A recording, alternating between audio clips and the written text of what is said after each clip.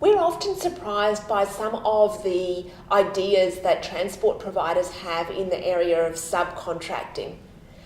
So in this alert, we're going to go through a couple of the common myths and misconceptions about using subcontractors.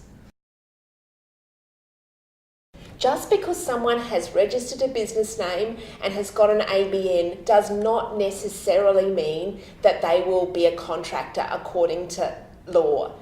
It's a factor, but on its own, it doesn't necessarily guarantee that the person is a contractor. Just having an agreement that calls someone a contractor or a subcontractor when none of the other relevant factors associated with contracting are in place doesn't necessarily guarantee that the person is actually a contractor at law. Just calling someone a contractor or having a document that says they are does not guarantee that they are in fact a contractor if all of the other relevant indicia suggest that they are actually an employee. What somebody asks and what somebody wants a particular arrangement to be called isn't necessarily determinative. And simply because one of your employees comes to you and says, I want to be a contractor, doesn't necessarily mean that somehow you're safe or that you're guaranteed that the arrangement is one of principal and contractor rather than employer and employee. There are a lot more factors to consider than simply what the parties want. Once again, just because a party's issuing invoices and has an ABN doesn't necessarily guarantee that the relationship is one of principal and contractor.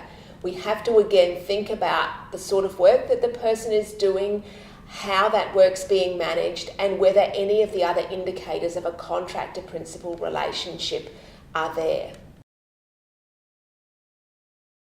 Just because other people have got particular arrangements in place doesn't necessarily mean that by you doing something similar, you're creating a principal-contractor relationship. Again, I urge you to go back and have a look at our earlier alert about the difference between subcontractors and employees, and to think very carefully about whether the relationships in your business are properly contracting relationships or whether they're employer-employee relationships. This is always an area you should get specific legal advice about if you're concerned.